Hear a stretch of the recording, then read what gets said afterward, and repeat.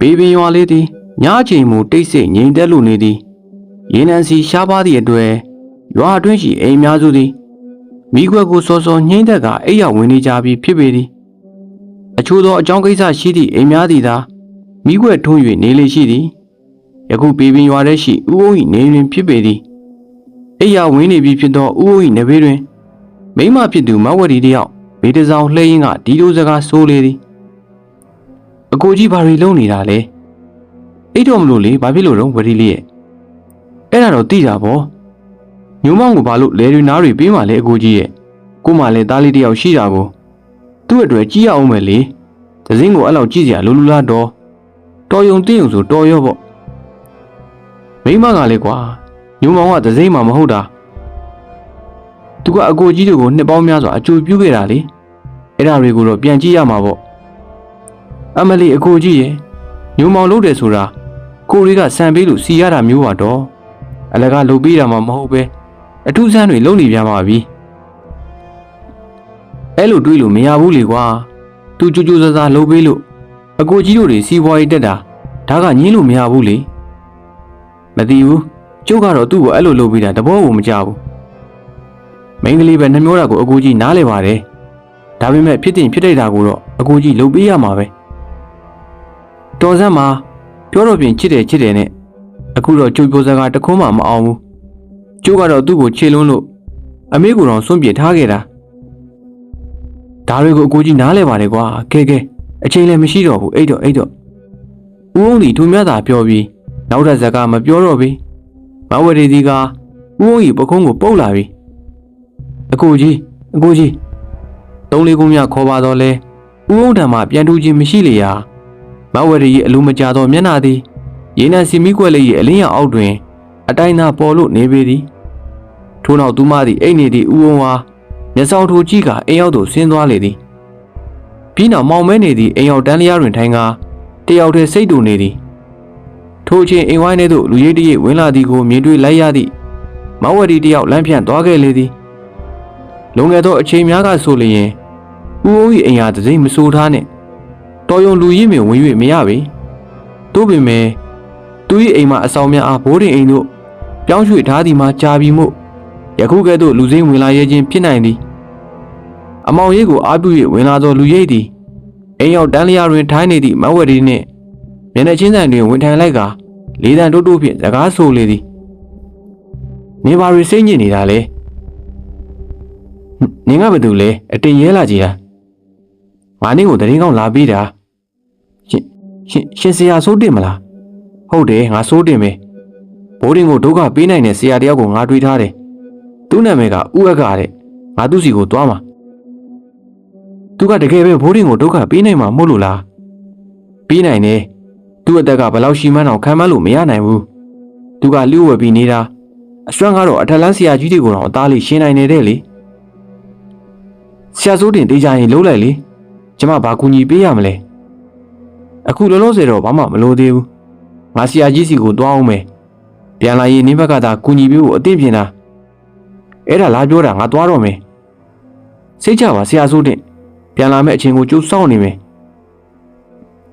စိုးတင်ဒီထိုးမြပြောပြီးတန်းလျားမှထကားအိမ်ဝိုင်းပြင်သို့ထွက်သွားတော့လေသည်မဝရီသည်လည်းအိမ်မော်သို့ပြန်တက်ပြီးဦးအုံး၏အခြေအနေကိုကြည့်လိုက်ရာဦးအုံးတယောက်နှစ်ကြိုက်အိမ်မော်ကြားနေသည်ကိုမြင်နေနှင့်များစွာကြည်နပ်သွားပြီးတဲ့နောက်သူမသည်လည်းမိခွက်ကိုမှုတ်ပြီးဦးအုံး၏နေဘေး၌ဝင်အိတ်လိုက်ပါတော့လေသည်ယောက်ျားကြိုက်တော့စိုက်လားမိန်းမကြိုက်တော့မျောလိုက်တာဆိုတဲ့စကားကိုပြောင်းရမလို့တောင်ဖြစ်နေပြီစာပြန်ပြီးကလေးကငါကြီးပဲလားနေရတာဒါတော့မဟုတ်သေးဘူးထင်တယ်နော်ညူမောင်ကျုပ်အားနာလိုက်တာမတောင်းဘူးရာဘာမတောင်းဘူးလဲအမေနဲ့အဘကလည်းပေးစရာရှာလို့နာမည်ကိုမတောင်းဘူးတဲ့နင်းနဲ့ငါရီးစားတောင်ဖြစ်နေပြီမတောင်းဘူးလို့မခေါ်စမ်းနဲ့ဟာတခြားအဆင်ပြေတာလေးခေါ်စမ်းပါအဆင်ပြေတာဟုတ်လားဘယ်လိုခေါ်ရမယ်မှမသိဘူးလေအပြူကြီးမတောင်းဘူးနဲ့ကိုညုံမောင်တို့သည်ဦးအုံး၏လက်ခွက်နှင့်ရာဆက်ရှိတပန်းပင်အောက်တွင်ချင်းတွေ့နေကြခြင်းဖြစ်ပေသည်သူတို့သည်တမီကြီးစားဖြစ်သည်မှာမကြသေးသောကြောင့်တယောက်နဲ့တယောက်အပြင်မှာချင်းတွေ့ခြင်းတော့ဥတုအနံဖြစ်လို့နေပေသည်လူယိုကြီးဖြစ်သောကိုညုံမောင်သည်မတောင်းဘူးနှင့်တထောင်ခန့်အကွာတွင်ထိုင်းနေပြီးလက်နှစ်ဖက်အားအနောက်သို့ထောက်၍ပင် စကားဆိုနေခြင်းဖြစ်ပေသည်မတောင်းမှသူမအားနာမည်ရင်းထက်ပို၍နားထောင်ကောင်းသောနန်းစားတစ်ခုကိုသုံးဆွေခြင်းနေသည်သို့ပေမဲ့ကိုညိုမောင်တယောက်စဉ်းစားမရဖြစ်နေလေသည်ထို့အတွက်မတောင်းဦးအားဆက်လက်မေးမြန်းလာပြန်သည်မတောင်းဦးကျုပ်ဘယ်လိုခေါ်ရမလဲအဲ့ဒါနင်းမသာစဉ်းစားလေနင်းဘယ်လိုခေါ်ခြင်းလဲငါနာမည်မဟုတ်တာပေါ့ဟဲ့အဲ့ဒါဆိုကျုပ်အမလိုပဲခေါ်ရမလားမတောင်းဦးကကျုပ်ထက်နည်းနည်းကြီးရလေတော်စမ်းမှာနေနဲ့ငါအသက်ကွာလာတစ်နှစ်ပေါ့နေပါဦးငါတို့ကရီးသားတွေမလားနေအမလိုခေါ်ရင်အရင်ရိုးစင်းမနေဘူးလားအဲ့ဒါတော့ဟုတ်တယ်နည်းနည်းရိုးတယ်ထင်ရတယ်အဲ့ဒါဆိုကျုပ်ဘယ်လိုခေါ်ရမလဲအမကြီးလိုပဲခေါ်ရမလားညိုမောင်ရဲ့နင်ကတော့တော်တော်ထုံတာပဲပြောလေခံရမှာပဲဗျာကျုပ်တဲ့ရီးစားတစ်ခါမှမထားဘူးဗျအမလီနေလျှောက်ပြောနေပြန်ပြီနေအကြောင်းမသိတာမှလို့ကဲထားပါနင်ကကိုမမလို့ခေါ်ပါလားမတောင်းဦးမှာဝဲလင်းသူပြီးပြီးသူမခေါ်စေခြင်းသောနန်းစားအားဒဲတို့ပြောလိုက်လေသည်ထိုအခါညိုမောင်သည်မတောင်းဦးပြောသောမမဟူသောစကားအားရေရွတ်လိုက်ပြီးမမနည်းနည်းတော့ခစ်ဆန်နေတော့မတောင်းဦးလာပြန်ပြီမတောင်းဦးနေငါတော့လေတော်တော်ကိုတုံးတာပဲကဲငါရှင်းရှင်းပြောမယ်နေငါကိုမမလို့ခေါ်ငါကနင်းကိုမောင်လို့ခေါ်မယ်ဘယ်လိုလဲနည်းနည်းများရှက်စရာကောင်းနေသလားလို့ဟောဒီတေနာကတော့လေနင်မခေါ်ဘူးလားအေးမခေါ်ရင်လည်းမခေါ်နဲ့အဲ့ဒါဆိုငါ့ကိုအဲ့လိုခေါ်ခြင်းနဲ့ကောင်းလေးတွေကိုပဲပြန်ကြိုက်လိုက်တော့မယ်မလုပ်ပါနဲ့ခေါ်ပါမယ်အပြိုကြီးမတောင်းဦးနဲ့ကိုညုံမောင်တို့အကြည်ဆိုင်နေချိန်လေကွင်းအတွင်းရှိဂိုင်းတော်ဆက်တွင်ဘိုးတင်တို့၃ယောက်ဂိုင်းမများကြားမှနေ၍ညုံမောင်တို့အတွေ့အားချောင်းကြည့်နေကြပေသည်သူတို့သည်အလွန်ရိုးလာသောကိုညုံမောင်ကိုကြည့်ကာအားမလို့အားမရပင်ဖြစ်နေမိသည်ကိုကြီးညုံမောင်ရာနေရချင်းတော့လဲလိုက်ချင်းသေးတယ်ဟေ့ကောင်မင်းကအပြိုကြီးကိုပြင်မနေတာလားမပြင်မနဲ့နော်ဟာပေါက်တက်ကြရငါကသဘောပြောတာပါကွာအဲ့လိုစိမရှိပါဘူးအဲ့ဒါဆိုဘာလို့နေရချင်းလဲလိုက်ချင်းနေပါရှောက်ပြောနေတာလဲကွာမင်းကလည်းကွာသဘောပြောတာပါမင်းလူကိုလည်းကြည်အောင်ဟိုကလက်ကလေးကင်မလားလို့မျောလင့်နေတာသူကဖြစ်လက်ကြီးကိုနောက်တောင်ထောက်လိုက်သေးတယ်အေးကွာပေတူပြောလေပြောချင်စရာလူရိုးဆိုတာတင်းရင်ကုန်မှာပဲရှိတယ်ထင်တာအခုတော့တကယ်လက်တွေ့မြင်ဘူးပြီကွာအတန်တိုးတိုးနဲ့ဘိုးတင်တို့ပြောနေသည့်စကားများအားကိုညိုမောင်နဲ့အပြိုကြီးတို့မကြားနိုင်ပြီချစ်သူနှစ်ဦးသည်ပြောနေမကြသောနန်းစားများဖြင့်စကားဆိုနေလေရာအသားမကြသေးသောကြောင့်အနေငယ်ရှုတုရှမ်းတန်ဖြစ်နေကြပေသည်အပြိုကြီးရောက်ငယ်စဉ်ကမလုပ်ခဲ့သောအရာများအားအတိုးချပြီးလုံးနေသည့်အလားထင်ရလောက်အောင်ပင်အတော်ကိုနုနုညံ့ညံ့နဲ့ချစ်သူရည်စားအတွေ့ပိသားခြင်းနေသည်တောင်သူတယောက်ဖြစ်သည့်ကိုကြီးညုံမောင်အတွက်တော့ထိုနုနုညံ့ညံ့အပြောဆိုအနေထိုင်များနှင့်အမကိုက်လျာအတော်ကလေးတော့လက်ပေါက်ကန့်ဟန်ရှိပေသည်သို့ပေမဲ့ကိုညုံမောင်သည်သူမအားချစ်သောကြောင့်ယခုကဲ့သို့ပြုမှုသည်ကိုသဘောပေါက်၍အပြိုကြီးခိုင်းနေသည်ကိုမညှို့မငြင်းလိုက်လို့နေသည်အပြိုကြီးသည်ကသူမခိုင်းသည့်အတိုင်းလိုက်ပြောဆိုနေသည်ကိုညုံမောင်အားပြော၍ကြည့်ကာဆက်၍စကားဆိုလေသည်တကယ်ပြောတာမာလီနင်းကိုမောင်လို့ခေါ်ဖို့စောင့်ဆိုင်ခဲ့တာအသက်20ကျော်အရွယ်ကလေးကပဲအခု30ကျော်40နာကတ်တော့မှခေါ်ခွင့်ရခဲ့တယ်နင်ငါကိုရီးစားစကားလာပြောနုံနုံနဲ့စောင့်နေခဲ့တာငါကိုလာကြိုက်တဲ့အကောင်လေးကိုနင်းကြောင့်နဲ့အကုန်ညင်းလို့ခဲ့တာလေမာလီနင်းကိုရေလာမြောင်းပြီးလှုပ်ခဲ့တာမြောင်းတာတကယ်ပေါက်ခဲ့ရင်ရွာဘေးကချောင်းတောင်ကျဲမဲထင်းနေကျုပ်လည်းမမကိုတကယ်ချစ်ပါတယ်ကျုပ်ကစင်ငါတယောက်လေးဗျာကျုပ်လူကောင်ကိုပြန်ကြိုက်မယ်မထင်လို့ကျုပ်ကမမကိုဖွင့်မပြောခဲ့တာပါငါဒီလောက်ရေလာမြောင်းပေးလုံးနေတာနင်မသိဘူးလားအမေကလည်းနင်းကိုသဘောကျတယ်လေကျုပ်သိပါတယ်ကျုပ်ထင်တာကျုပ်ကတနာစရာကောင်းနေလို့တနာနေတယ်ပဲထင်းနေခဲ့တာတော်ပြီးခဲ့တာတွေလည်းထားလိုက်တော့တို့တွေမြ мян ယူမယ်ပြီးရင်မိသားစုဘဝကိုပျော်ပျော်ရွှင်ရွှင်နဲ့ဖြတ်တန်းကြမယ်နင်ဘယ်တော့လာတောင်းပါလဲမမပြောလိုက်လေကျုံမမကိုလဲလေးအေးကရွာတရှိနဲ့လာတောင်းမယ်အဲ့ဒါတွေကမလိုပါဘူးဟာအဓိကကတော့ငါ့ကိုတစ္ဆာရှိပေါင်းမှုပါပဲအဲ့ဒါတော့စိတ်ချပါဗျာကျုပ်ဘဝမှာမမတယောက်တည်းပဲရှိခဲ့တာပါအခုတင်တောင်းမဲ့ဟာတွေကိုလည်းဦးအောင်ကပေးမှလေဟုတ်လားအဲ့လိုဆိုတော့လေဦးအောင်ကသဘောကောင်းတာနော်ဦးအောင်ကသဘောကောင်းပါတယ်ကိုညုံမောင်နဲ့အပြိုကြီးတို့သည်တတောင်ကောင်မှနေ၍အတန်ကြာသည့်အထိစကားပြောဆိုပြီးတဲ့နောက်အပြိုကြီးယူလာသောပလိုင်းကိုကိုညုံမောင်မှယူလွယ်ကရာခွက်အတွင်းမှကြက်တဲ့ရွက်နဲ့ အခြားသောဟင်းသီးရွက်များအတူလိုက်ခိုးပြီးတဲ့နောက်အပြိုကြီးသည်ကိုညိုမောင်ကိုနှုတ်ဆက်ပြန်သွားလေသည်ကိုညိုမောင်သည်လည်းအပြိုကြီးကပြန်နှုတ်ဆက်ပြီးပြုံးရည်ရက်၍ကြံနေခဲ့ပါတော့လေသည်ကိုင်းတော်ဆက်မှတက်လာသောဘိုးတင်တို့သည်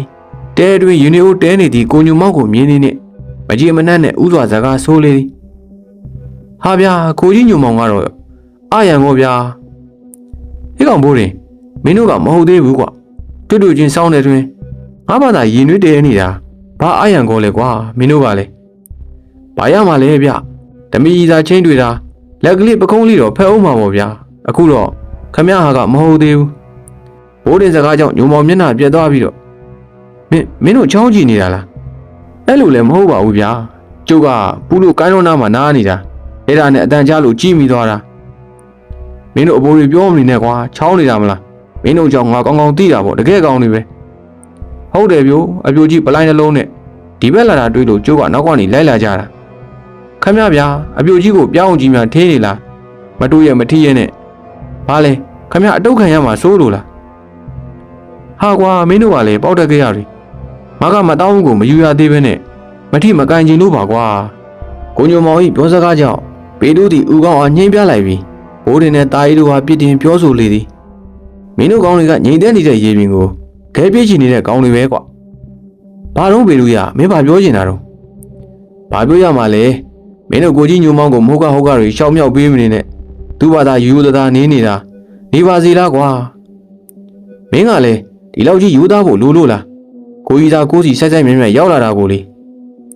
မင်းတို့နဲ့တော့မရှင်နဲ့လေမင်းတို့လိုကောင်းတွေကရီးစားမပြောနဲ့တစ်ဖက်ကနည်းနည်းရီလာမြောင်းပေးရင်ကိုဖက်ရင်ထီးချင်နေတဲ့ကောင်းတွေကိုကြီးညိုမောင်နဲ့မတူဘူးဟာဘေတူတယောက်ကိုညိုမောင်ဘက်မှနေ၍ပြောကူလေးရာရင်ရိုးတဲနေသည့်ကိုညိုမောင်တယောက်ပြုံးစားစားနဲ့ဥကောင်းကိုညှိငါပေတူဟာထောက်ခံလေသည်ပြောလိုက်စမ်းပါပေတူရမင်းကောင်းတွေကိုအေးဗျာဒီကောင်းတွေကသူတို့စိတ်နဲ့နိုင်ပြီးချောက်ပြောနေတာအေးလေဘာကောင်းဒီမှကိုမသိဘူးကိုညိုမောင်နဲ့လေဘေးဖြောင်းနေသည့်ပေတူဟာ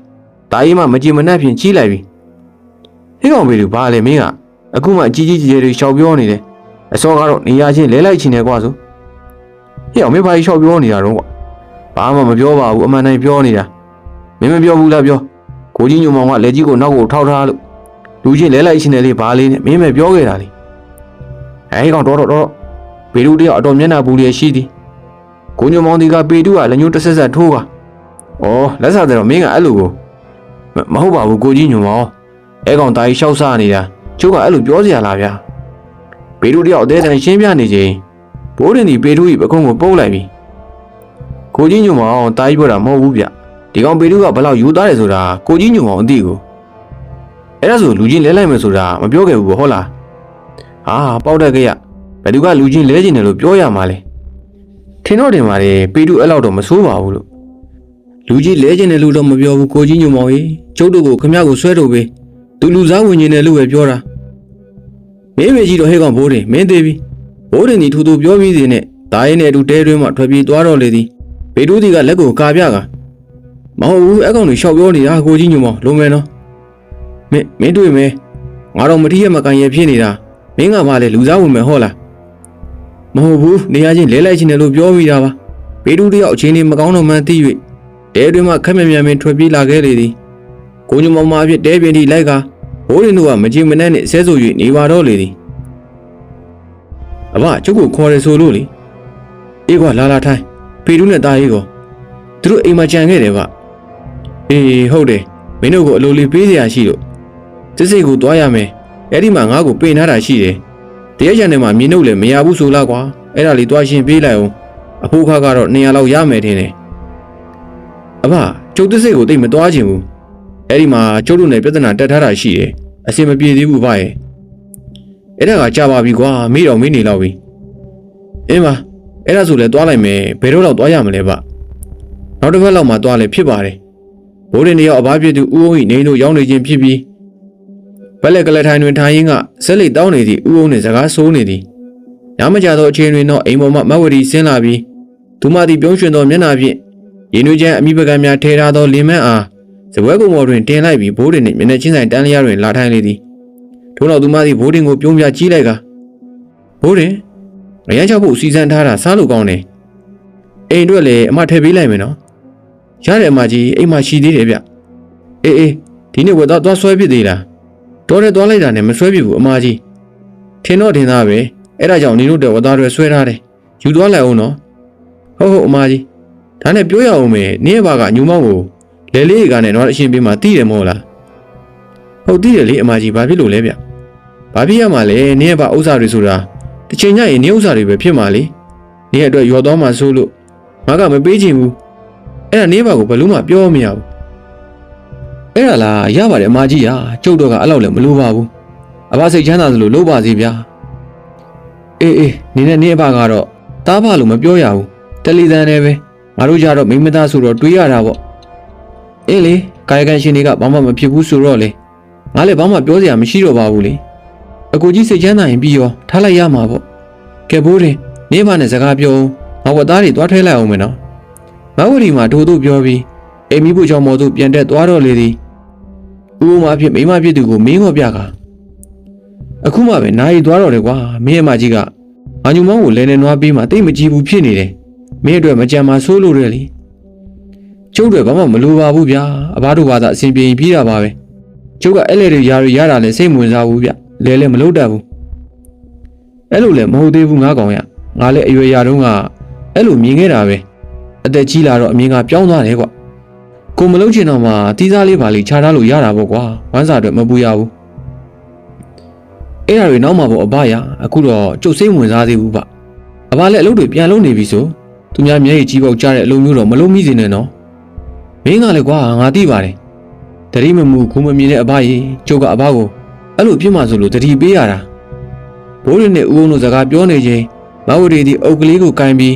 အိမ်ရောက်သူပြန်ရောက်လာသည်ထို့နောက်သူမသည်ဘိုးရင်းအရှိအုပ်ကိုချလိုက်ကာကဲဘိုးရင်းညီတို့အတွက်ငါတပိတ်တာလုံးလုံးပေးထားတဲ့ယူသွားလိုက်နော်ဟုတ်ကဲ့အမကြီးကျုံညိုကြီးတို့ကိုငွေပေးလိုက်မယ်နော်ပေးစရာမလိုပါဘူးဘိုးရင်းငါပေးပြီးသားအာနာစရာကြီးအမရငါတို့ကမိသားစုတွေပဲဟာဘာတွေများအာနာဖို့လိုသေးလို့တော့ဘိုးရင်တယောက်မဝရီစကားကိုနားထောင်ပြီးပြုံးရည်ခေါင်းကြီးကသူမအားအသေးချာအကဲခတ်လိုက်သည်သူမသည်တန်တရားဝင်စရာဆိုးစင်းမြမရှိပဲအတော်ကိုဟန်ဆောင်ကောင်းဝေသည်ကိုညုံမောင်ပြောပြထားသောစကားများမှတစ်ဆင့်မဝရီ၏လုံရများအားတည်ထားသောကြောင့်သူမ၏ဟန်ဆောင်မှုကိုသိနေခြင်းဖြစ်ပေသည်အတော်ကိုဟန်ဆောင်ကောင်းသောမိမကြီးတယောက်ဟုလည်းဘိုးရင်စိတ်ထဲကနေ၍အမှတ်ချက်ပြုလိုက်သည်ထို့နောက်သူသည်ဦးအောင်နှင့်မဝရီကိုနှုတ်ဆက်ကာအိမ်သို့ပြန်လာခဲ့လိုက်သည်သူသည်အိမ်ဝိုင်းဝရောက်သည့်အခါမဝရီပေးလိုက်သောဝတ်သားများအားအိမ်ဝိုင်းပြင်တွင်တွင်ပစ်လိုက်သည်ထိုအရာကိုအိမ်ဝိုင်းပေး၌မျက်ပေါက်နေသည့်ပေတူးနှင့်တာရီတို့မှလမ်းမြင်သွားပြီးတယောက်နှင့်တယောက်မင်းကိုအချက်ပြလိုက်ကာဘိုးရင်နားသို့သွားပြီးမေးမြန်းလိုက်ကြသည်ဘိုးရင်မင်းမလိုဝတ်သားတွေတွင်ပြစ်ရတာလေအဘမင်းမပေးလိုက်တာကွာသူကပေးလိုက်တယ်ဟုတ်လားအေးဟုတ်တယ်အတော်ဟန်ဆောင်ကောင်းတဲ့မိန်းမကြီးပါကွာသူမဟုတ်တာတွေလုံးနေတယ်ဆိုတာထင်ကိုမထင်ရအောင်အဲ့လိုဟန်ဆောင်ကောင်းလို့လဲမင်းရဲ့ဘကပြည့်ုံနေတာပေါ့ကွာဘာလ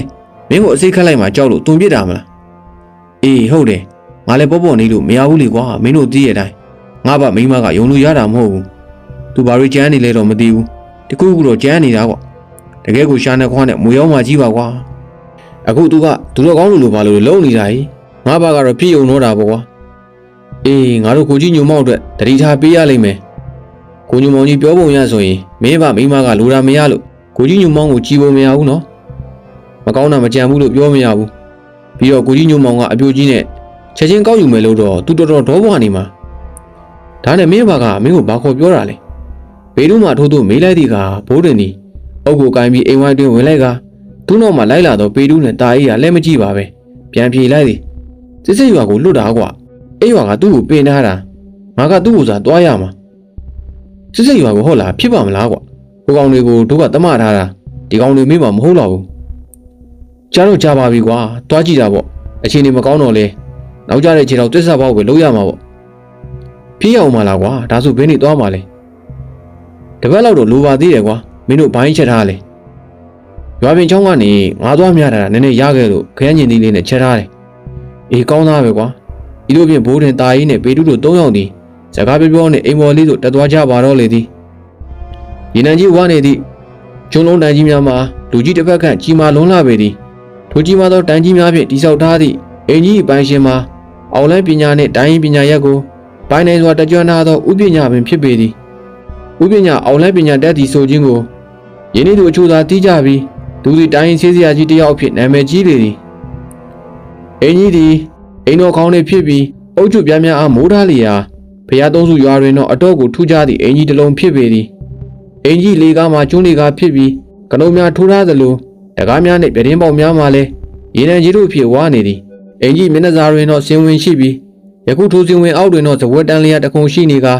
အသက်40အရွယ်မူသားတစ်ယောက်ထိုင်းနေသည်တနေ့လုံး၌ဆေးလာကူးသူများအားနေရာထိုင်ခင်းစီစဉ်ပေးကရှာကြီးဥပညာထံသို့လူပေးရသောအလုပ်အားထိုသူမှတာဝန်ယူရလေသည်ဤသို့တနေ့လုံးဆေးကူပြီးတဲ့နောက်ညနေအချိန်ခါတွင်တော့တန်လျာပေါ်၌ထိုင်းနေသည့်လူသည်အတန်ခက်ကြဲကြဲနှင့်ကျဲဝန်းသောအိမ်ချမ်းကြီးဝင်းထဲတွင်မတက်ရန်နေသည့်လူရွယ်နှစ်ယောက်အားလန့်အော်လေသည်မောင်ကန်မောင်ဆန်းနောက်ထပ်လူတွေထက်လာရင်မဝင်ခိုင်းတော့နဲ့အိမ်ဝန်းတကားကိုပိတ်လိုက်တော့ကြားလားဟုတ်ကဲ့ဆရာပြူမောင်ကန်မောင်ဆန်းအမိရသောလူရွယ်နှစ်ယောက်သည်အိမ်ဝိုင်းပတ်လည်၌တစ်ဖြင့်ကာယံထားပြီးတစ်ဖြင့်ပင်ပြုလုပ်ထားသောရေနံကြီးတုံလင်းထားသည့်တက္ကမကြီးအားတွားပိတ်လိုက်လေသည်ထိုအချိန်၌တပတ်တစ်ကိုခေါင်းပေါင်းထားသည့်အမျိုးသမီးတစ်ယောက်သည်အိမ်ဝိုင်းဝါသို့ခက်မြက်မြက်ရောက်ရှိလာပြီးအထက်သို့ဝင်ခွင့်ရရန်အတွက်တောင်းဆိုလိုက်လေသည်ထိုမျိုးသမီးမှာတခြားသူမဟုတ်ပေဘေးပင်ရွာမှမဝတီပင်ဖြစ်လေသည်ငါမောင်တို့နေပါအောင်အမကြီးကိုအထက်ဝင်ပေးရစီမရတော့ဘူးအမကြီးဟာဒီနေ့စစ်ထက်မကူးတော့ဘူးလို့ပါကွယ်အရေးကြီးလို့ပါတကယ်မရတော့လို့ပါဗျာကျုပ်တို့ဆရာကြီးကသိစီကံကြီးတာမရဘူးဆိုမရဘူးပဲအဲ့ဒါဆိုရင်တခုတော့ကူညီရဲနောက်ကန်းကတော့သိန်းဝေသမီးဝရီရောက်နေတယ်လို့တွားပြောပြီးတော့လေကျုပ်တွားပြောပေးကြည့်မယ်ဗျာလူရွယ်တယောက်ဒီမဝရီအားထိုးသူပြောကအိမ်မက်စီတို့ခမ်းမြန်မြန်ထွက်သွားလေသည်ထို့နောက်သူသည်ရှင်ဝင်တန်းလျက်မှလူအားတွားပြောခြင်းရှင်ဝင်တန်းလျက်မှလူသည်တကားကိုခမ်းမြန်မြန်ဖွင့်ရန်အတွက်အပေါင်းဝနေကြံခဲ့သောလူရဲ့အားလမ်းပြီးပြောလိုက်လေသည်မောင်ကန်တကားဖွင့်ပေးလိုက်ဟုတ်ကဲ့ဆရာပြူမောင်ကန်ဟုအမိရသောလူရွယ်သည်မဝရီကတကားဖွင့်ပေးလိုက်သည်ထိုကမဝရီသည်ခမ်းမြန်မြန်ပင်အိမ်ဝိုင်းတွင်သို့ဝင်လိုက်လေသည်သူမရှင်ဝင်အောက်ရောက်ချိန်တွင်တော့ဒန်လျာတွင်ထိုင်းနေသည့်လူမှပြုံး၍နှုတ်ဆက်လိုက်သည်မြမကြီးမတွေ့ရတော့ကြပါကောဘယ်နဲ့နေ့တည်းမှတော့မသိတော့ဘူးဆရာကြီးအိမ်ပေါ်မှာရှိတယ်တွားလူရှင်းပြီလားဘယ်သူမှမရှိတော့ပါဘူးညီမကြီးဟာအဲ့ဒါဆိုကျွန်မတွားလိုက်မယ်နော်ကိုပြူကောင်းပါပြီဗျာကောင်းပါပြီမဝရီအိမ်ပေါ်သို့တက်သွားသည်ကမောင်ကန်နှင့်မောင်ဆန်အမိရသောလူရွယ်နှစ်ယောက်သည်ကိုပြူအနားသို့တိုးကပ်လာပြီးအေးတန်တိုးတိုးဖြင့်မေးလိုက်လေသည်ဆရာပြူကျုပ်မသိလို့မေးပြစီသူကဘယ်သူတုံးဗျမင်းတို့မသိပါဘူးကွာမသိလို့မေးတာပေါ့ဆရာပြူရာမသိလည်းမသိသလိုသားနေတွားလုံးဆက်ရှိရတွားလို့မင်းတို့ကောင်တွေယောက်ျားကြီးတွေဖြစ်နေပြီဒါဆက်စုတဲ့ကောင်တွေပဲမဝရီသည်ရှင်ဝင်အောက်မှပင်ပြောဆိုနေသောကိုပြူတို့စကားများအားလေကားပေါ်တဲရင်ကကြားနေရသည်ထို့နောက်သူမသည်အင်ကြီးပေါ်သို့ခြေလက်မှန်မှန်ဖြင့်တက်သွားလိုက်သည်အင်ကြီးမှကြီးမားပြီးအတော်ကိုခံညားပေသည်တဲအိမ်လုံးကျွန်းတင်များဖြင့်တိဆောက်ထားကအသုံးဆောင်ပစ္စည်းများသည်လည်းကျွန်းနှင့်ဗရောက်တို့ဖြင့်ပြုလုပ်ထားပေသည်အိမ်ချမ်းမြေပေါ်တွင်ဖြာခင်းထိုင်ရင်ဂုံးအိပ်ဖြင့်ကိုရနေသူမှာဥပညာဖြစ်ပြီးအသက်အားဖြင့်80ကျော်အရွယ်ပင်ဖြစ်နေပြီဖြစ်သည်ဥပရိယုမှတီကြီးခံညာပြီးဘဝတစ်ထည်ကိုခေါင်းပေါင်းပေါင်းကတိုင်းမို့အင်ကြီးပစိုးကွက်တော့တိုးနှင့်ဖြစ်သည်ဒူသည်ကိုရရင်အိမ်မော်သို့တက်လာသောမဝရီကိုမြင်းနိခအံ့ဩသည့်မျက်နှာဖြင့်လှမ်း၍ခေါ်လိုက်လေသည်တမိဝရီလားဟုတ်ကဲ့အဖအေးတမိအဖစီလာတယ်လာကျုပ်အဖစီလာလို့လမ်းသွားတာလားမဟုတ်တာအဖမားတွေကိုအဖတီးပါတယ်ကွယ်တမိအောက်လန်းဆရာတယောက်နဲ့ယူလိုက်တယ်ဆိုဟုတ်လားအဲ့ဒါတွေထားလိုက်ပါအဖရအခုကျုပ်အဖစီကိုလာတာအကူကြီးတစ်ခုတောင်းကျင်လို့အဲ့ဒါတော့ပြီးမယ်ထင်တယ်ဘာလို့အဲ့လဲပြောတမိရွှေလားငွေလားကျုပ်တို့ကငွေမက်တာရွှေမက်တာတော့ဟုတ်တယ်ဒါပေမဲ့အဖစီကအဲ့ဒါတွေတစ်စက်လေးမှယူမှာမဟုတ်ဘူးအခုလာတဲ့ဆိုတာကလည်းကျုပ်ကိုအဆက်ခွဲတဲ့သူကိုပြန်အဆက်ခွဲခြင်းလို့အဖစီကိုလာခဲ့တာလုံးဝမတက်တာလို့ပြန်လာတာဘယ်သူလုံးသမီးငါသမီးကိုအဆက်ခွဲခဲ့တာတော်စမ်းမအဖရင်အဖကြောင့်နဲ့ကျုပ်တို့အဲ့လိုမကောင်းတဲ့ဘဝကိုရောက်နေခဲ့တာအဲ့ဒါတွေကအတိတ်ကဟာတွေထားလိုက်မယ်စိတ်ချအဖတို့မိသားစုနဲ့လုံးဝမပတ်သက်ဘူးအဖစီကကျုပ်စေးတစ်မျိုးပဲလိုချင်တယ်အဲ့ဒီစေးကအထင်အောင်တမှာဖြစ်စေပြီးကျုပ်ကိုတက္ကနာအတွင်တန်တန်ဆွဲဖြစ်စေမဲ့စေးပဲအဖမရဘူးလို့တော့မပြောနဲ့နော်အဖပညာတွေကိုကျုပ်အကုန်သိတယ်ဥပညာတယောက်မြည်သည့်စကားပြောရမိမှမသိဖြစ်လို့သွားလေသည်ထို့နောက်သူသည်သူ၏ရှေ့တွင်မတက်ရနေသောမဝရီယာတေချာကြည့်လိုက်ကကောင်းပြီလေအဲ့ဒါဆိုတမိဒီမှာစောင့်အဖအစီရင်လုပ်ပေးလိုက်မယ်ခက်စီးတွေဘာတွေတော့အဆင်မပြေနိုင်ဘူးနော်အဖအနမ်းနဲ့မှအဆင်ပြေမယ်ထင်တယ်စိတ်ချအဖသဘောပေါက်တယ်တကောင်လောက်မှရမယ်ထင်တယ်အဲ့ဒါဆိုလေကျုပ်ပြန်တော့မယ်ရရင်သာကိုပြူကိုလာဖို့ခိုင်းလိုက်ဒေါ်တင်တို့အိမ်မှာကျုပ်တဲနေတာအဖစီးရတာနဲ့ကျုပ်ပြန်မယ် အဘိုင်းမှာပဲအိပ်ပါလားငွေတီတို့ကမြို့မှာနေတယ်မအေးဘူးအဘဒီတခါအဘိုင်းကိုလာတာနောက်ဆုံးပဲမဝတီတီထိုးထိုးပြောပြီးဥပညာကြီးရှေ့မှာလက်ထွက်သွားကအိမ်ရောက်သူဆင်းသွားတော့လေသည်ဥပညာတီကရာနာတော်ကွန်းကပါဇက်တွင်ထဲကလူကောင်းကိုအသားရရမ်းနေပါတော့လေသည်ဘေဘင်ရွာလန်းတွင်ဖြစ်သည်မဝတီတယောက်မတန်းရင်ဒေါ်တို့တို့နှင့်အတူပလိုင်းကိုလွဲကရွာပြင်ဘက်သို့သွားနေသည်သူတို့အခုသွားနေသည့်နေရာမှာချက်တဲ့ရွက်နှင့်အခြားသောဟင်းသီးရွက်များပေါ်များစွာပေါက်ရောက်သည့်ဦးအောင်၏ရာကုတ်ထဲသို့ဖြစ်ပေသည်သူတို့လမ်းလျှောက်ရင်အချင်းချင်းထွေရလေးပါးစကားများဆိုရင်းကဒေါ်တို့သည်မဝတီအားညုံမောင်ကျော်မီးမြန်းလာသည်ဝတီနေငါလူကြီးကညုံမောင်ကိုလဲလေးကနဲ့နွားအရှင်ပေးမယ်ဆိုတာဟုတ်လားဟုတ်တယ်လေညုံမောင်ကသူ့စီမှာအလုပ်လုပ်တာလဲကြားပြီးယူသားလို့စူးချတာတဲ့လေပြီးတော့ညုံမောင်ကမိမယူတော့မှမလို့လဲပါတယ်လေဟုတ်လားအပြိုကြီးတောင်းနေဆိုတာတကယ်ပေါ့ငါကကောလာဟာလာပဲထင်းနေတာတကယ်အိမ်ကအေးဦးနဲ့ကြီးကိုတော့လာပြောပြီးပြီအဲ့ဒါဆိုလဲကောင်းတာပဲညုံမောင်ကလူယိုကြီးအပြိုကြီးနဲ့ဆိုတော့နင်းနေလာရွှေနေမြပဲအပြိုကြီးကစိတ်တင်ရတာပြောတာနော်စိတ်ရင်းကတော့တကယ်ကောင်းတယ်ဟုတ်တယ်တော်တို့အပြိုကြီးကဟုတ်ကလေးကကိုညုံမောင်ကြီးကိုကြိုက်နေတာလေကျုပ်တို့သိတာပေါ့မတန်းရင်းနဲ့တော်တို့ပြောနေသည့်စကားများအားနားထောင်နေသည့်မဝတီသည်မဲပြုံးတစ်ချက်ပြုံးလိုက်ပြီးစိတ်ထဲမှာတော့တွေးကြသေးတာပေါ့ညုံမောင်ဟုတွေးရင်းကသူမ၏ချွေးကန်အင်ကြီးကတ်ထဲ၌ထဲလာသောဖန်ပလင်းလေးအားဆန်းလိုက်လေသည်ထို့နောက်သူမသည်ပြုံးရွှင်သောမျက်နှာဖြင့်ညုံမောင်၏တဲသို့ဥစွာဝင်ရန်ပြင်းလေသည်တော်တို့လမ်းလျှောက်လိုက်ရတာညောင်းနေပြီတဲကိုအရင်ရေဝင်တောက်ရအောင်လို့ဒီအဲ့ဒါလည်းကောင်းတာပဲတော်တို့မတန်းရင်မဝတီတို့တဲအတွင်းရောက်ချိန်တွင်တော့ကိုညုံမောင်တယောက်ထမင်းစားနေသည်ကိုညုံမောင်တယောက်မဝတီကိုမြင်သည်နှင့်အနေငယ်ထိတ်လန့်သွားပြီးမိသည့်စကားပြောရမည်မှမသိဖြစ်နေသည်မဝတီကသူမမဟုတ်သည်လားခက်တီတီနေပင်ကိုညုံမောင်အောင်နှုတ်ဆက်လိုက်သည်ကိုကြီးညုံမောင်တို့များမာနာကြီးနေလိုက်တာနော်မိမလှလှလေးရတော့မယ်ဒဲရီနွားတွေကိုအပိုင်ရတော့မယ်ဆိုတော့ချုပ်တို့ကတော့မခွန်နိုင်ဘူးဖြစ်နေတာမဟုတ်ရပါဘူးဗျာကဲတမင်းစားစရာရှိတာစားထဲရှိကချင်းမောင်မင်းကြီးကောင်းလိုက်တာအဲ့ဒါတွေခူးသွားအောင်မယ်ဟုတ်ခူးပါဗျကိုညုံမောင်တယောက်တမင်းကိုသာဆက်စားနေသည်မတန်းရင်နဲ့ဒေါ်တို့သည်ကိုညုံမောင်ထိုင်းနေသည်ကွက်ပီတင်ဝင်ထိုင်လိုက်ပြီးသူမတို့၏ဝါသနာအတိုင်းဆက်စုကြားလေသည်ညုံမောင်ဒီနေ့ပြူကြီးမတောင်းလို့ကြိုက်နေကြတယ်ဆိုတာတကယ်လားဒေါ်တို့ကလည်းဘာတွေမေးနေတာတော့ဗျညုံမောင်နေကလည်းတရွာတဲ့သားချင်းတွေကိုဘာရှက်စရာလို့လဲကဲပြောပါအောင်နင်တို့အချိန်တွေဘယ်ရောက်နေကြပြီလဲဟာဗျာဘာဟာဗျာလဲနင်တို့ကမငယ်တော့ဘူးတော့ကြကလေးမရဖြစ်နေဦးမယ်ယူမယ်ဆိုရင်လည်းမြန်ယူကြတော့အေးမဗျာအေးမယူမှာပါငါကနင်တို့တွေပြောနေတာဟဲ့ရှားရည်တယ်လဲထင်းမနေနဲ့အောင်သိပါတယ်ဗျာသိပါတယ်ညုံမောင်ဒီထမင်းစားပြီးသည်နဲ့လက်ကိုဆေးပြီးတဲတိုင်တွင်ခြေထားသောပစိုးစားနှင့်တုံနေသည်ထို့နောက်သူသည်ကွက်ပစ်တွင်ပြန်ထိုင်က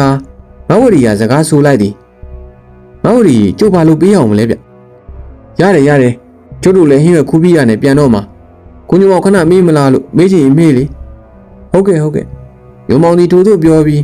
တဲကွက်ပစ်ပေါ်တွင်ထိုင်နေသည်မဝရီသည်လည်းမတန်းရင်နှင့်ဒေါ်တို့အားဟင်းရွက်ခူးရန်အတွက်စော်ဩလိုက်လေသည်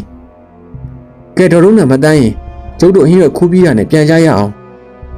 ်အေးညုံမောင်တင်းသားမှာဟင်းရွက်တွေပေါ်မှာပေါ်ပဲခုနကခြုံကကျင်းကားလေးခြုံမလားဟုတ်တယ်ဒေါ်တို့သူမတို့စီစကားတပြောနဲ့ဗလိုင်းကိုစီလဲကတင်းသားရှိချင်းမောင်ရွက်များအားဥစွာခူးနေလေသည်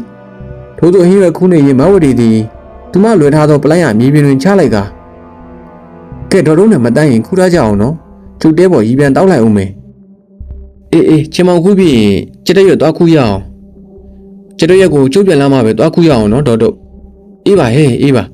ါအကြံသမားမဝတီသည်တဲစီတို့တယောက်တည်းသွားပြီးသူမ၏ချွေးကန်အင်ကြီးကတွင်ထဲထားသည့်ခတ်သေးသေးဖန်ပူးလေးကိုထုတ်ယူကအဖုံးအားဖွင့်လိုက်ပြီးသူမ၏ပခုံးပေါ်သို့လောင်းချလိုက်ကအနမ်းမှာစိမ့်ရွှေအနံဖြစ်သည်ထို့နောက်သူမသည်ယုံနာသို့ကတ်သွားပြီးရေတောက်လိုက်၏ထိုချိန်ကွက်ပြပေါ်လဲနေသောညုံမောင်တယောက်မိတ်ထားသည့်မျိုးလုံးကိုရုတ်တရက်ဆိုသလိုဖွင့်လာပြီးငို့တို့ထားထိုင်လိုက်သည်ထို့နောက်သူသည်ရေတောက်နေသောမဝတီကိုကြည့်ကပြုံးပြလေသည်သူ၏အပြုံးမှာရမတ်အခိုးကွေးတို့ရှက်နေမှန်တိသားလျာမဝတီတယောက်ကျင်းနေစွာပြုံးလိုက်ပြီးမင်းငေါ်ကညုံမောင်ဒီနေ့တော့နေအိမ်မက်တွေအကုန်ပြက်ပြီသားမှသူမသည်ထိုးထိုးပြောပြီးညုံမောင်ကိုကြည့်ကရေကိုအချိန်ဆွဲတောင်းနေသည်ကိုညုံမောင်သည်ကထိုင်နေရမှမတက်ထားရလာကမဝတီထံသို့တလန်းချင်းလန်းလာသည်ထို့နောက်သူသည်မဝတီရဲ့ရုပ်တရက်ပိုးဖက်လိုက်ကမျက်နှာအငမ်းမရနမ်းရှုံလိုက်လေသည်ထိုအခါတွင်တော့မဝတီသည်ရုံးကန်ရင်းကကျေလောင်သောအတန်ဖြင့်မတန်းရင်နှင့်ဒေါ်တို့အားအော်ခေါ်လေသည်ဒေါ်တို့တန်းရင်ကျုပ်ကိုကဲပါဦးကျေလောင်သောအော်ဟစ်အကူကြီးတောင်းခံတဲ့ကြောင့် ဒေါ်တို့နဲ့မတန်းရင်ဒီလေတဲကုန်းမော်တို့ပြေးတဲ့သွားလိုက်ပြီးမြင်တွေ့လိုက်ရတော့မြင်ကွင်းကြောင့်အံ့ဩနေကဒေါ်တို့မှကိုညိုမောင်အားမျိုးစုံဆဲဆို၍တွေ့ရဝစစ်ပိတ်နှင့်ခေါင်းအားရိုက်လိုက်သည်လူတို့မှညိုမောင်ရိုက်ခံလိုက်ရတော့ကိုညိုမောင်ခေါင်းမှသွေးများစီးကြလို့လာသည်ဒေါ်တို့ဒီကမဝရီအားသူမနောက်သို့ဆွဲခေါ်လိုက်ကဒီတောင်းသားဘာဖြစ်တာလဲခွေးတမင်းကတော့တခင်ကိုပြန်ကြိုက်ချင်နေတယ်ကြောင်ဝဲကြည့်နေတော့ကိုညိုမောင်သည်သူ့ခေါင်းမှသွေးတို့ဟာစမ်းကြည့်နေကသူကဒုတ်ပြချင်းရွယ်ပြီးစကားဆိုနေတော့ဒေါ်တို့ဟာမယုံမကြည်ဖြစ်စကားဆိုလိုက်သည်ဒေါ်တို့ခမရကျုပ်ကိုဘာလို့ရိုက်တာလဲဗျရိုက်လိုက်တာလေနင်းလိုမရင်းကောင်ကိုရိုက်ရုံနေမဟုတ်တက်ပြရမှာခမရဘာတွေပြောနေတာလဲကြုံနာမလဲဘူးတဲဒီပြောင်လီမောင်စားကောင်ကတော့ငါလုံးလိုက်ရသေးတော့မယ်ညီမတို့တွေကိုအတင်းဖက်ပြီးမိုးတာလို့ကိုကြိုးစားနေတာလေဟာမဟုတ်ပါဘူးဗျာကျုပ်အိတ်နေတာပါတဲခွေးသားမတန်းရင်ကိုရှိတယ်ငါကြောက်တဲ့မြင်တာမဟုတ်ဘူးဟုတ်တယ်ကိုညိုမောင်ရှင်တော်ရုံမှာပါလားမဟုတ်ဘူးဗျကျုပ်အဲ့လိုမဟုတ်ဘူးလူရိုးဆိုတာတကယ်တင်းကျန်းကုန်မှာပဲရှိတာလာဝတီဒီကောင်ကိုရွာလူကြီးစီသွားတိုင်ပြီးထောင်ချပြစ်အောင်ဒေါ်တို့မှထိုးထိုးပြောသည်ကမဝရီဒီဒေါ်တို့၏နောက်တွင်ကိုညိုမောင်ကိုကြောက်လန့်နေသည့်ဟန်ဖြင့်လက်ကလေးကိုကာရွက်အသေးတန်ညင်းဆိုသည်မတိုင်ဘူးတိုင်လိုက်ရင်ကျုပ်တစ်ချက်ကနေနှစ်ချက်ဖြစ်သွားမှာဒီလူရိုးမကောင်ကိုဘာလို့ချမ်းသာပေးရမှာလဲမလွတ်ပေးနဲ့တောင်းပန်ပါလေဗျာဒေါ်တို့ရဲ့ကျုပ်တို့အိမ်ပြန်မယ်အကူကြီးကိုပဲပြောလိုက်မယ်လေနော်အေးနင်းတဘောငါလို့ဆိုဒီကောင်ကိုထောင်ချပြစ်ချင်တာဒေါ်တို့သည်ထိုးထိုးပြောပြီးလက်ထဲမှာဝက်စစ်ပိတ်ကိုပြစ်ချကမဝရီကိုခေါ်၍တဲပြင်းတို့ထွက်သွားတော့လေသည်မတိုင်းရင်သည်လည်းကိုညိုမောင်အားယူချသည့်အကြီးတို့ဖြင့်ကြီးကဒေါ်တို့နောက်ကိုလိုက်ပါသွားတော့လေသည်တဲတွင်တွင်တော့ကောင်းမှသူများစီးကြနေသည့်ကိုညိုမောင်တယောက်မှဖြင့်မြေတော်တစ်ခတ်အချိန်တွင်ဖြစ်ပျက်ခဲ့သောအဖြစ်ပြက်တို့အားနားမလည်နိုင်စွာဖြင့်ကြံရစ်ခဲ့ပါတော့လေသည်ဇပွဲကုံကလက်သီးဖြင့်ထူလိုက်သည့်အတွက်ဇပွဲကုံပေါ်၌တင်ထားသောရင်းနှွေးကြရနှင့်အထဲမှယူနီများရင်းနှွေးထထားသောရေပကံလုံးတို့ဖီအိုဖီရဲဖြစ်သွားလေသည်ဇပွဲကုံကလက်သီးစုပ်ဖြင့်ထူလိုက်သူမှာဦးအောင်ဖြစ်ပြီးသူ၏ရှိတွင်တော့ငိုးနေသည့်မဝတီနှင့်စိတ်တုန်နေသည့်မတန်းရင်ပြင်ဒေါ်တို့ပါရှိနေသည်စိတ်တုန်နေသည့်ဦးအောင်သည်မာထန်သောလီတိုင်းဖြင့်စကားဆိုလာသည်ခွေးမသားညူမောင်ငါကဒင်းရဲ့ပေါ်ဒီလောက်ကောင်းပေးတာတော့ငါမိမကိုဒင်းကများရာဆဆအခုကြီးဟဲတူတူပြောပါကျိုးရှက်လို့သေးပါတော့မယ်သူအခါမှဦးအောင်သည်ဦးကောင်းကိုတဆက်ဆက်ညှိလိုက်ပြီးလေတံကိုလျှော့ကတော်သေးတယ်တိုင်းရင်နဲ့မတ်တို့ပါသွားလို့သာနှုံးမို့ဆိုကွာဦးအောင်သည်စိတ်တူလို့၍ပြောစရာစကားမရှိအောင်ပင်ဖြစ်နေသည်သူသည်တက်မြောက်ထားသောအောင်လန်းတက်နှင့်တိုက်တိုက်ရံပင်အထိတွေးနေမိသည်ထို့နောက်ဦးအောင်သည်မဝရီကိုကြည့်လိုက်ပြီးကဲဝရီလေးဘလို့ဖြစ်ခြင်းလဲကျုပ်ဒီကိစ္စကိုဘယ်သူမှထပ်မသိစေခြင်းဘူးကျုပ်ပဲသိခါကြမှာအဲ့ကောင်ကိုဘာဖြစ်စေခြင်းလဲပြောတာဝရီလေးသူ့ကိုတင်းမှမထားတော့နဲ့သူ့မျက်နှာကိုကျုပ်ထပ်မမြင်ချင်တော့ဘူးစိတ်ချဝရီစေတဲ့ညဖြစ်စေရမယ်ကဲမတော့နဲ့မတန်းရင်ဒီကိစ္စအကျယ်ကျယ်မဖြစ်စေတော့နဲ့ဦးအောင်ဒီဒေါ်တုံးနဲ့မတန်းရင်ဟာထိုးထိုးပြောသည်ကဒေါ်တို့သည်ဦးကောင်းကိုခါရမ်းလိုက်ပြီးဒီအတိုင်းထားလိုက်လို့တော့ဘယ်ဖြစ်မလဲအပြိုကြီးကိုတော့တွားပြောမှဖြစ်မယ်ဒီလိုတောက်ချင်မကောင်းတဲ့ကောင်မျိုးနဲ့ပေးယူလို့ဘယ်ဖြစ်မှာလဲအဲ့ဒါတော့ဟုတ်တယ်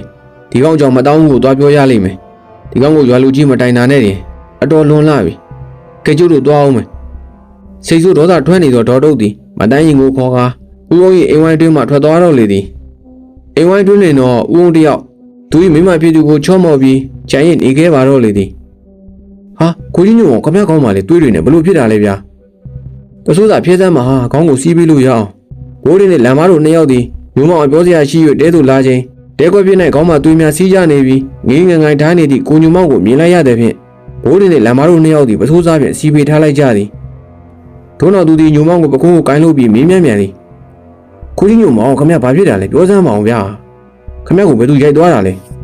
ဘိုးရီငါ့ဘော်တော့သွားပြီကွာဟာကိုကြီးညိုမောင်ခမက်ဘာတွေပြောနေတာလဲဗျာငါဘာဖြစ်သွားတယ်မသိပါဘူးကွာငါကိုကြီးညိုမောင်ခမက်ဘာတွေဖြစ်တာလဲပြောစမ်းဗျာငါကွက်ပြစ်မှာအိတ်နေတာပဲ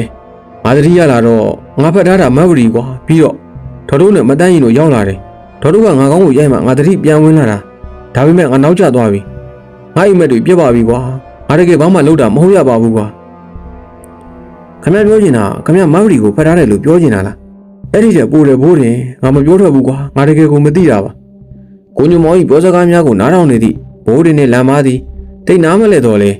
ကိုညိုမောင်ပြောနေသည်မှာသူတို့ကလင်ညာနေသည်ပုံမရှိတော့ကြောင့်ကိုညိုမောင်အနှစ်သိလိုက်ကြလေသည်ကိုကြီးညိုမောင်ဘာမှအားမငင်နဲ့ဗျာကျုပ်တို့လည်းရှိတာပဲဦးငါ့ကိုတတ်တော့မယ်တင်းနေကွာငါတေးရတော့မှကိုမကြောက်ပါဘူး ဒါပေမဲ့ငါအဲ့ဒီလိုလှုပ်ချင်စိတ်မရှိဘူးဘယ်ကနေဘယ်လိုဖြစ်သွားမှန်းကိုငါတကယ်မသိဘူးကွာကိုကြီးညိုမောင်အဲ့ဒါတွေနောက်မှပြောဗျာကဲကျို့တို့ဖိုးတို့ထဲမှာပြောင်းနေကြရအောင်ကိုလန်မ